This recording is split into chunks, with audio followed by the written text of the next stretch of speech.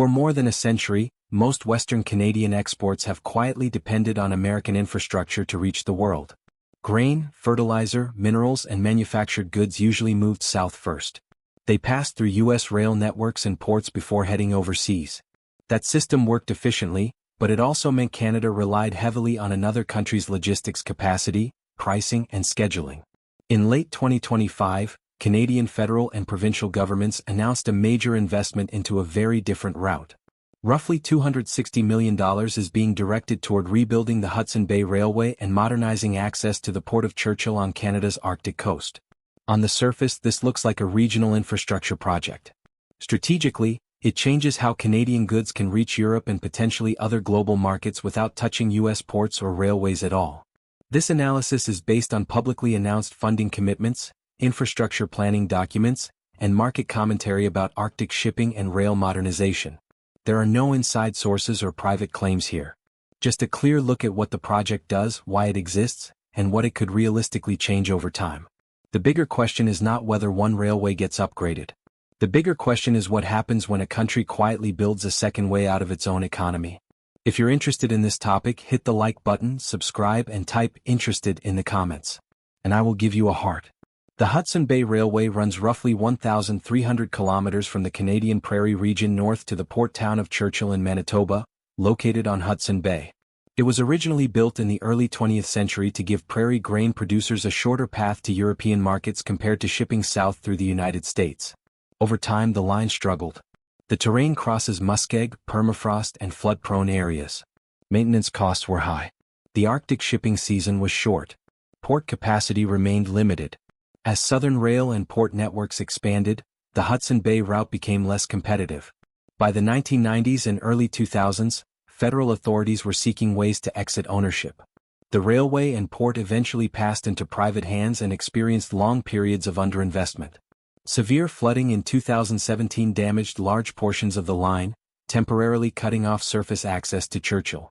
In 2018, a consortium involving indigenous communities and northern municipalities acquired the assets and formed what is now known as Arctic Gateway Group. At the time, many analysts viewed the purchase as more symbolic than commercial. That perception has gradually changed. In November 2025, federal and Manitoba governments announced new funding commitments totaling approximately $262 million aimed at upgrading the railway to higher freight standards. Public statements emphasized rebuilding track foundations, strengthening bridges and culverts, modernizing monitoring systems, and enabling heavier freight loads. The objective is to raise the railway closer to Class 1 freight standards, meaning it can safely carry heavier trains at higher reliability levels. Most major freight corridors in North America operate near this standard. Separately, investments are being made at the Port of Churchill to improve storage, handling capacity, and seasonal operations. Together, these upgrades allow bulk commodities such as grain, fertilizer, minerals, and heavy equipment to move directly north and ship across Hudson Bay toward Europe, bypassing U.S. rail corridors and ports entirely. This is not a sudden shutdown of existing routes. Southern routes remain dominant today. What changes is that exporters gain a viable alternative route that did not previously exist at meaningful scale. Infrastructure determines economic leverage. When exporters have only one practical route to market, pricing power sits with whoever controls that route. When multiple routes exist, competition lowers costs and reduces vulnerability to political or regulatory disruptions. For decades, Western Canadian exporters depended heavily on U.S. transportation networks.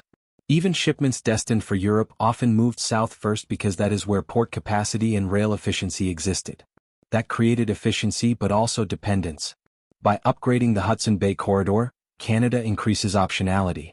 Exporters gain the ability to choose between southern routes and a northern route based on cost, reliability, and timing rather than necessity. From a strategic perspective, this reduces concentration risk. Supply chains become more resilient to congestion, labor disruptions, regulatory changes, or geopolitical tensions that could affect cross-border logistics. It also strengthens national logistics sovereignty. Canada controls the rail line, the port, and the regulatory environment along the entire corridor. That simplifies long-term planning for exporters, utilities, and infrastructure investors. On the geopolitical side, Arctic access is becoming more economically relevant as seasonal ice coverage declines and shipping technology improves. While Hudson Bay will never resemble year-round tropical ports, even modest extensions in shipping season materially improve economics for bulk commodities. This is not about confrontation with any specific country. It is about diversification. Countries routinely invest in redundant infrastructure for exactly this reason. The strategic shift is subtle, not dramatic. No border closures. No trade wars. Just the quiet creation of an alternative pathway. The economics of route dependency. Transportation bottlenecks create predictable economic distortions. When a single corridor handles the majority of freight, capacity constraints during peak periods drive up costs for all users.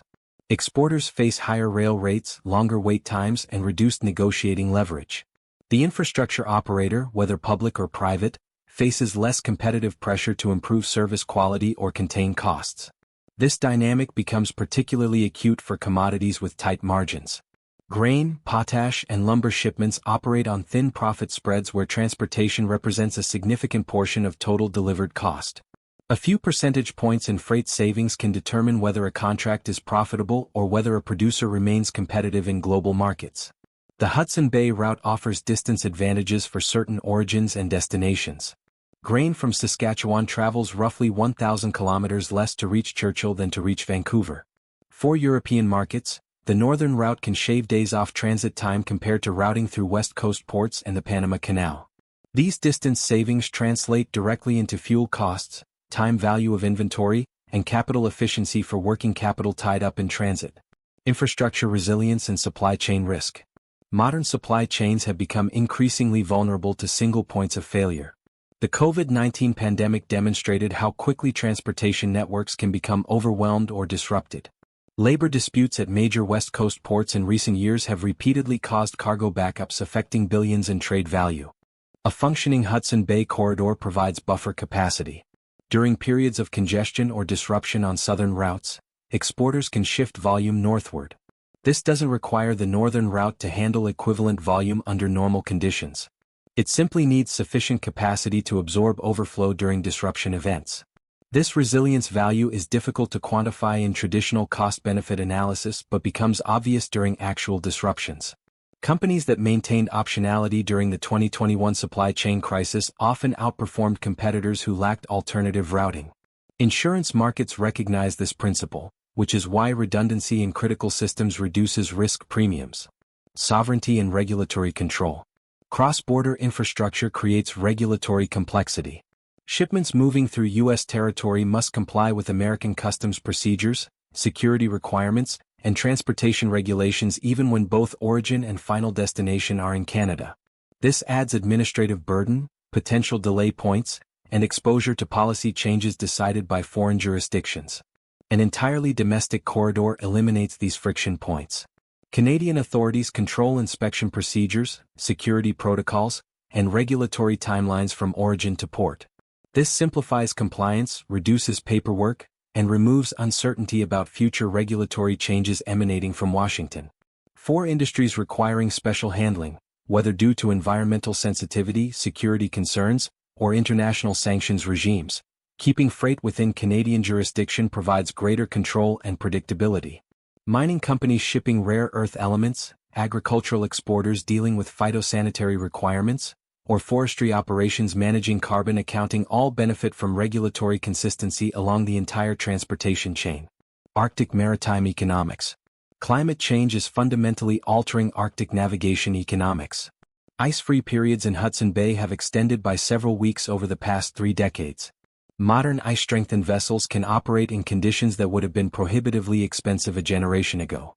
While year-round operation remains unrealistic for the foreseeable future, extending the shipping season from 4 months to 6 or 7 months changes project economics substantially. Bulk commodity shipping operates on economies of scale. Larger vessels and higher volumes drive down per unit costs. As the Arctic shipping season lengthens, vessel operators can commit larger ships and schedule more frequent sailings, improving load factors and reducing per-ton freight costs. Port infrastructure investments become more economically justifiable when utilized over longer periods each year. Global shipping patterns are also adjusting to Arctic accessibility. European and Asian shipping companies are increasingly incorporating northern routes into their network planning. While the Northwest Passage garners more attention, Hudson Bay offers a more accessible entry point to North American interior markets with less navigational complexity than routes through the Arctic archipelago. Strategic patience. Major infrastructure projects require long time horizons. Rail upgrades, port modernization, and channel maintenance represent multi-decade commitments. The economic case doesn't rest on immediate volume capture but on gradually shifting competitive dynamics as the infrastructure matures and operating experience accumulates. Early years will likely see modest utilization as exporters test the route, shipping companies develop operational expertise, and supply chain managers build confidence in reliability. Over time, as track record develops and costs stabilize, volume will migrate toward routes offering the best combination of price and service. This is infrastructure as strategic option value rather than immediate revenue generator. The investment creates capability that becomes increasingly valuable as circumstances change, whether through southern route disruptions, changing trade patterns, climate evolution, or shifts in geopolitical relationships. The goal is not to replace existing corridors but to ensure they no longer represent the only viable option. That distinction matters profoundly for long-term economic resilience and national autonomy in logistics planning. 4. Real-world impact on viewers. For most people, rail corridors feel abstract. But infrastructure choices eventually touch everyday costs and jobs. If exporters can ship grain or fertilizer more cheaply and reliably, that can affect farm profitability, food processing investment, and rural employment. Lower logistics costs improve margins in competitive commodity markets. Manufacturers that rely on bulk inputs benefit from improved supply stability. Less congestion on southern routes can also improve delivery reliability for domestic shipments moving inside Canada and the United States. Over time, stronger northern logistics could support additional mining projects, processing facilities, and port employment in northern regions that historically lacked large-scale industrial investment. Energy infrastructure, if developed, could support future exports of fuels or energy-related materials while improving resupply logistics for remote communities. For consumers, logistics efficiency feeds into long-term inflation dynamics. Transportation costs are embedded in everything from food to building materials. Reducing bottlenecks and adding routing flexibility helps stabilize price pressures during periods of demand growth or disruption. The impacts will not appear overnight. Infrastructure investments usually take years to fully influence markets. But directionally, more routes mean more resilience and more competition. Several industries stand to monitor this corridor closely. Agriculture. Prairie grain producers already move large volumes through Vancouver and U.S. ports. If the Churchill route becomes consistently reliable, exporters may allocate seasonal volumes to balance congestion and freight rates. Fertilizer and potash. Canada is a major global supplier. Heavy bulk shipments benefit most from efficient rail economics. Even partial diversion of volumes can influence contract negotiations and shipping schedules. Mining and critical minerals. Northern and central Canada hold substantial deposits of nickel, lithium, cobalt, and rare earth elements. Transport costs often determine project feasibility. A northern export corridor improves project economics and supply chain optionality for downstream manufacturers. Logistics and port operators. U.S. ports and railways that historically handled Canadian cargo may see marginal volume shifts over time. That encourages competition and operational efficiency rather than immediate disruption. Investors and utilities. Infrastructure reliability improves long-term planning confidence. Energy corridor proposals, if pursued, depend heavily on logistics certainty. None of these effects guarantee specific financial outcomes. Markets adjust gradually based on demonstrated performance, not announcements alone. Agricultural sector dynamics. The grain industry operates on precisely calibrated logistics timing. Harvest periods create concentrated shipping demand that regularly strains existing rail capacity. Producers in Saskatchewan and Manitoba currently face a choice between western routes through the Rockies or southern routes through the United States, with each option presenting distinct cost structures and service reliability profiles. Churchill's geographic position offers particular advantages for specific origin-destination pairs. Grain destined for European markets, especially the United Kingdom, Northern Europe, and Mediterranean buyers, travels considerably shorter distances via Hudson Bay than via West Coast ports. The northern route eliminates mountain rail grades, reduces fuel consumption, and cuts transit time for time-sensitive agricultural commodities where freshness premiums exist. Seasonal coordination becomes crucial. The current Churchill shipping window aligns reasonably well with post-harvest export periods for wheat, canola, and other prairie crops. As climate trends extend ice-free periods, this alignment improves further. Grain elevators along the Hudson Bay Railway line could become strategic staging points, allowing producers to position inventory closer to export channels during optimal shipping windows. The competitive effect operates even without capturing majority market share. If Churchill handles 10 to 15% of prairie grain exports, that volume represents meaningful relief for congested southern corridors during peak periods. Rail carriers and port operators elsewhere must adjust pricing and service quality to retain remaining volume. This competitive pressure benefits all exporters regardless of which route they ultimately choose. Potash and fertilizer logistics. Saskatchewan produces approximately 1/3 of global potash supply. This bulk commodity moves in massive volumes where per-ton transportation costs directly impact competitive positioning in international markets. Current export routes funnel through Vancouver or U.S. Gulf Coast terminals, creating concentration in both rail logistics and port handling. Potash presents ideal characteristics for the Hudson Bay route. It's a non-perishable bulk commodity tolerant of seasonal shipping windows. Producers can stockpile at Churchill during ice-free months for distribution throughout the year to buyers who similarly maintain strategic reserves. The product's density and weight make rail efficiency particularly important. Marginal improvements in freight costs multiply across millions of tons annually. Major potash producers operate sophisticated logistics networks where route optimization occurs continuously based on destination markets, freight rates, vessel availability, and port congestion. The Hudson Bay option adds another variable in these optimization models. Even if initially used opportunistically during southern corridor congestion, demonstrated reliability over several years could lead to systematic volume allocation. European and South American agricultural markets represent major potash consumers. The northern route offers competitive distance advantages to both. Brazilian importers who typically receive potash through Atlantic ports could find Hudson Bay shipments economically attractive compared to routing through Vancouver and the Panama Canal. This geographic advantage becomes more pronounced as canal congestion or toll increases affect competing routes. Critical minerals and mining economics. Northern mining operations face inherent transportation disadvantages. Remote locations, harsh operating conditions, and long distances to markets inflate costs for both supplies inbound and/or outbound. These factors often determine whether mineral deposits with favorable geology remain economically stranded or advance to production. The Ring of Fire region in northern Ontario contains significant chromite deposits along with promising nickel, copper, and platinum group metals. Similar mineral belts extend across northern Manitoba and Saskatchewan. These deposits sit relatively close to the Hudson Bay Railway corridor compared to southern ports. Transportation cost reductions of 20 to 30% can transform a marginal project into an attractive investment. Critical mineral supply chains carry additional strategic considerations beyond pure economics. Western governments and manufacturers increasingly prioritize supply chain security for materials essential to clean energy, electric vehicles, and advanced electronics. Lithium, cobalt, rare earth elements, and graphite all fall into this category. A reliable Canadian export corridor strengthens the value proposition for North American critical mineral production relative to imports from jurisdictions with less stable political or regulatory environments.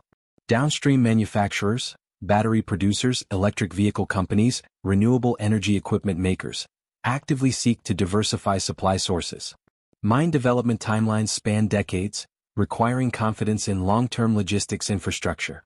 A proven Hudson Bay corridor reduces infrastructure risk for new mining investments throughout central and northern Canada, potentially accelerating project development timelines.